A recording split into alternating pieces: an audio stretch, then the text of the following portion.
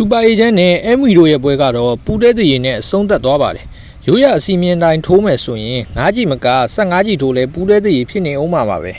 ဒီပွဲမှာစူပါအေဂျင့်နဲ့အဲမီတို့ကအများပြောသလိုပညာချင်းကမကွာလှပါဘူးတကယ်ကွာတာကသူတို့နှစ်ယောက်ရဲ့ပွဲတင်းဝိတ်ပဲဖြစ်ပါတယ်စူပါအေဂျင့်ဟာဒီပွဲမှာဝိတ်ကိုအတော်လေးတင်ထားတာတွေ့ရပါတယ်ပထမချီနဲ့တတိယချီထိကောင်တာကစားပြီး4ကြီးနဲ့5ကြီးမှာဝိတ်ကိုအသုံးချပြီးဖိကစားသွားတာပါစူပါအေဂျင့်အနေနဲ့ဝိတ်ကိုသုံးချပြီးအစီးကစားနိုင်နေဆိုပေမဲ့ရိုးရမှာပဲအဆင်ပြေတာပါမှွေတိုင်းမှာပြန်ကစားမယ်ဆိုရင်တော့ဝိတ်ပို့လို့မရတာကြောင့်အဆင်ပြေမှာမဟုတ်ပါဘူးရိုးရကစားသမားတွေအနေနဲ့ဝိတ်အသာယူပြီးကစားတာထက်တက်ကွက်တွေကိုစုံအောင်ကြည့်ပြီးကစားတာကပြိုင်ပွဲအတွက်ပိုပြီးတော့အကျိုးရှိနိုင်ပါတယ်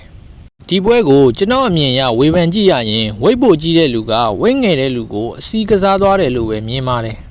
ရိုးရလက်ဝဲအကြီးကဲတွေအနေနဲ့ရှေးရိုးဆွဲမှုတွေကိုပြောင်းနိုင်ပြီးကဘာကလက်ခံနိုင်တဲ့အားကစားတစ်ခုဖြစ်ပါစေကြောင်းဆုတောင်းရင်းနောက်ထပ်လည်းတိုက်ခိုက်ရေးအားကစားနဲ့သက်ဆိုင်တာတွေတင်ဆက်ပေးအောင်မှာဖြစ်လို့ကျွန်တော် channel လေးကို like and follow လုပ်သွားပေးကြပါဦး